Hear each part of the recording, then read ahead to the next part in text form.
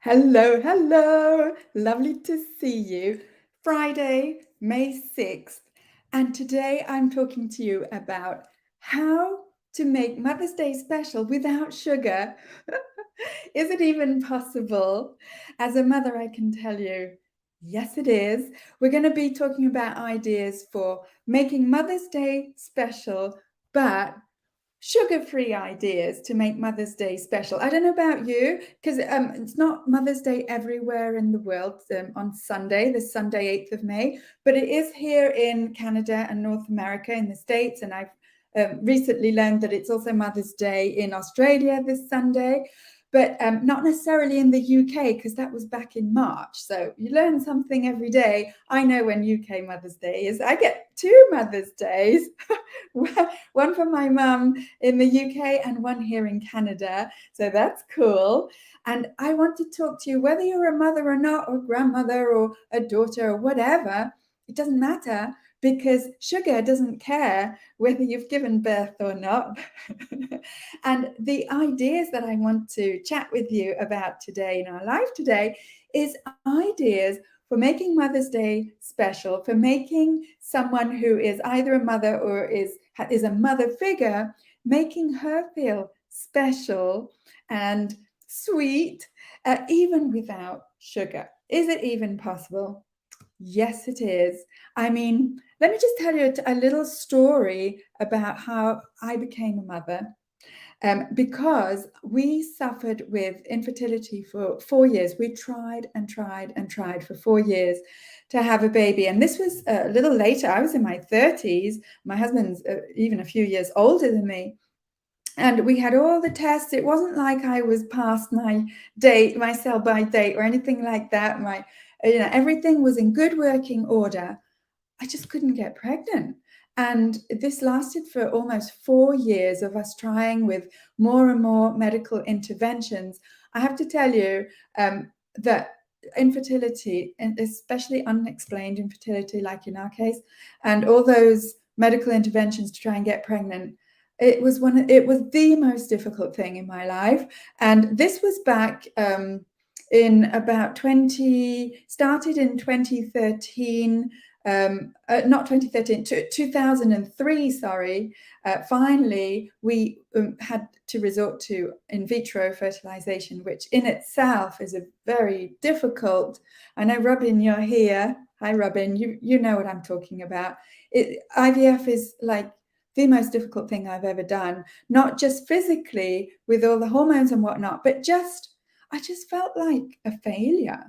I mean, everyone else can get pregnant so easily, or at least that's how it felt for me, and I couldn't even do the most basic thing, which is to get pregnant. And I was doing everything right, I still couldn't get pregnant. Now, at that time in my life, I was still eating sugar, and lots of it. Did that have anything to do with my infertility? I guess we'll never know, because you can't go back in time and compare. But I know, Robin, that you help people get pregnant, naturally. And I wish I'd have known you back then. We'd have been good friends and supported each other. But I wish I had known back then just about good, healthy nutrition. Maybe that would have made a difference. I don't know. But what I can say is that it probably would have made a difference to my mental health for sure, because I tell you, I was close to a breakdown in those days. So long story short, the upshot is that the IVF worked first time, and we had a healthy baby girl in 2008, and she's a teenager now. And I don't care how difficult it is. She's actually a really lovely teenager, but with her, she has her moments. And I don't care how many moments we have. I'm just happy to be a mom, and I'm happy to be her mom, and finally to have, really had my dream come true of becoming a mother to such a wonderful girl. So that's the story of how I became a mother. I tell you, it wasn't a simple story, simple path. And and so Mother's Day, ever since I became a mother, it's like something special. My husband always makes makes it special. And obviously when my daughter was too young to do anything, he'd like write her cards and whatnot for her. And as she got older, you know, she's been able to give me all sorts of things and do all sorts of nice things for me at Mother's Day. And it got me thinking, because I've been sugar-free for 7 years. This is my 7th year, 7th Mother's Day, sugar-free. And it got me thinking, because I was in the stores this week and looking around and full of flowers and full of chocolates and whatever treats that I suppose the industry thinks that we mothers want. And it got me thinking, what are some sugar-free ideas for making a mother or a woman feel special? And for me, I can give you some of my ideas, and I'd like you to give me some of your ideas as well. But for me, first of all, just the fact that I'm a mother is a treat in itself. After all that the difficulties that we had. But my husband actually asked me this week, what would you like for Mother's Day from our daughter, Lily? And do you know what I said? I just want to go for a walk with her in the sunshine because, you know, they're forecasting lovely weekend this weekend. I just want to go for a walk with her and have a chat with her and just spend some alone time with her, just her and me. She's always off with her friends, you know. And that is totally sugar-free. That requires no investment of money on anyone's part, a little bit of investment in time. That's all I want. You know, that would make me the happiest. What other sugar-free ideas do you have? I can give you a couple of mine. Other sugar-free ideas would be a massage. Never say no to one of those. Another sugar-free idea that doesn't even involve food. Yeah, so far I haven't even mentioned food yet. But another sugar-free idea would be just like time for me to either have a bath or, you know, read a book or go out for a coffee or something, either with a friend, or sometimes I'm quite happy to go out on my own, actually. And so all of those kinds of things, like just even like being in the garden, you know, all the things that we really, really love to do for Mother's Day, it's just, it seems to me it would be a gift for someone to organize it such that I have time, you have time to do what you really, really love to do. It doesn't have to be a huge thing. It doesn't have to be like an expensive restaurant or anything like that, but it can be something that you love.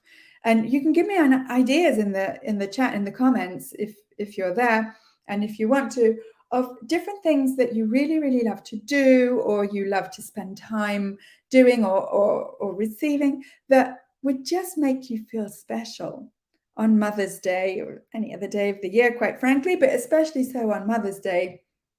And for some people, it's, you know, crafting, knitting, gardening, doing something artistic with your hands or whatever.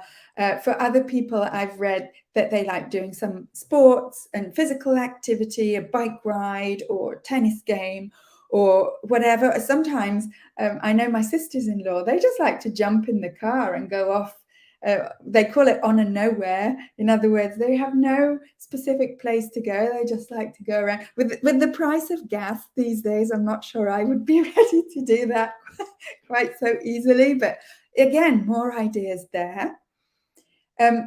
If we're talking about food specifically and sugar-free food to make Mother's Day special, I'll give you some of my choices. Again, don't feel you have to eat the way that I eat. You eat the way that you eat, and that's just fine. But if you want some inspiration, I'm an omnivore, so I eat pretty much everything and anything. So I do eat meat and I do eat fish and seafood. And so I would be quite happy with a steak or roast beef or something like that, or smoked salmon, I love. And the other day, this week, I made gravlax, which is salt cured. It was trout, I think, Canadian trout this time. And, you know, you eat it like smoked salmon. It sort of sits in the mix of salt and some herbs, and you weigh it down in the fridge, and slowly over about 36 hours, some of the liquid comes out, and it's basically cured, a bit like smoked salmon. And I cut off slices of it, and we had that for dinner, I made these poke bowls for dinner the other night with the, I got inspiration from the local sushi shop, and I thought, oh, I could do that. I could make that. So I made some gravlax, and we had that with different, like a salad in a bowl. Just having it in a bowl instead of on a plate was like special. So that's another idea. If you're not into either animal protein or meat, fish, seafood, then you can create like a Buddha bowl or a poke bowl. That's a little bit different from what we eat during the week, and even nicer sometimes that we can get a break and have someone else make the meal for us. So that's another one. And sometimes we have to ask for it. Don't just sort of, I did that for the longest time, expecting people to read my mind and expect them to guess that what I really want was just a night off making dinner, and it never used to happen. So I learned to ask for it, so it wasn't, expectations being disappointed.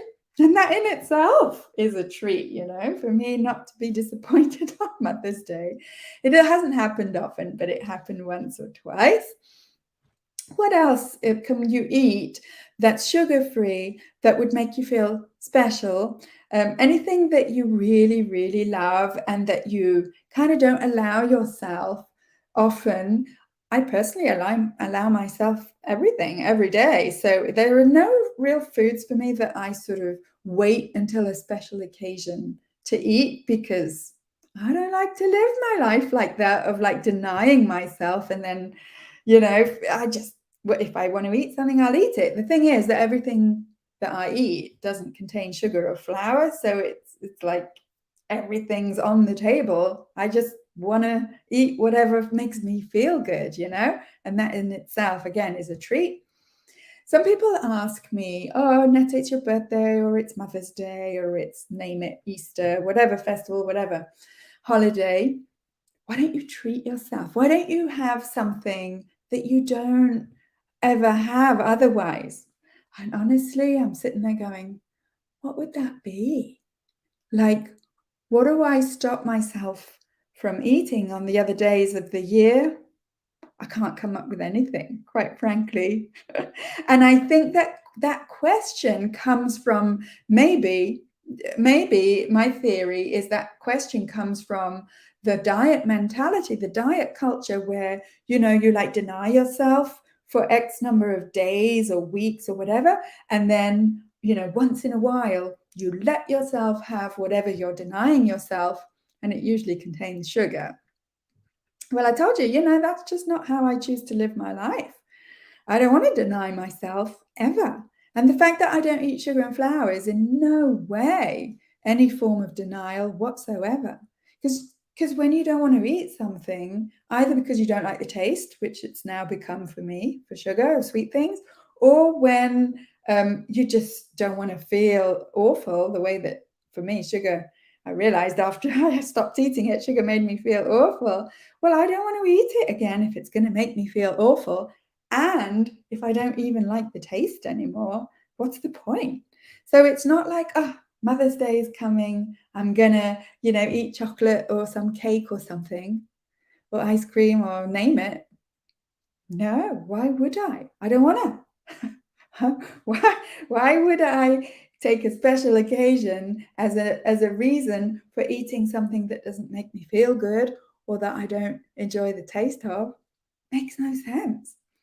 I suppose if you are that kind of waiting for a reason like Mother's Day to eat something that you don't allow yourself to eat, or that is too expensive to eat the other days of the year, fine, that's a choice in itself, and I'd be interested to know what that thing is, and whether you do feel that, you deserve it on that day, because honestly, I think you deserve the best every day, and whether you think that, well, I've been good, and I've kind of, I've been strict. I've heard that word a lot. I've been strict, and now I want to let go. All right, cool. I just have one question, which is, why are you needing to be strict all your life? Like, what is the fun of being strict? I mean, for me, as a teacher, the word strict has negative connotations. For me, it makes me feel like, you know, you're sort of like, I suppose that you're punishing yourself in some way. Does that make sense at all? In which case, please don't. You don't deserve any kind of punishment. You deserve only good things. So, yeah, and so other sugar-free ideas that don't even, are not even about food. Flowers. I love receiving fresh flowers and having a fresh flower arrangement on the table. Love that. I think I've gotten a plant, a house plant in the past as a Mother's Day gift. That's cool as well. I'm not super, my fingers aren't that, or thumb is not that green, but still, it's nice to get that. Anything else that? Thanks, Robin. Yeah. Yeah, anything else that you are thinking of or that you need inspiration for Mother's Day? Oh, I've just had an idea of another idea for making Mother's Day feel special. Oh, if someone could just come along and like fold the laundry and wash the dishes. I don't want to, complain or anything, but it's just like, it's not like, I have a ton of all that stuff to do, but it's just, wouldn't it be nice if someone just came along and it's done? It's like you're expecting to have to do it and make the beds or whatever you do on a Sunday, and it's done. You didn't even have to like, you're just free to do something else. And it's the unexpectedness of something that you usually do that's being done for you. Wouldn't that be nice? That's another way of making mum feel special. Yeah. So these are some of my ideas. And if you're watching this live and you're on YouTube, don't forget to like and subscribe the channel. If you're on Facebook, give me a like or a love so that Facebook knows that we're here.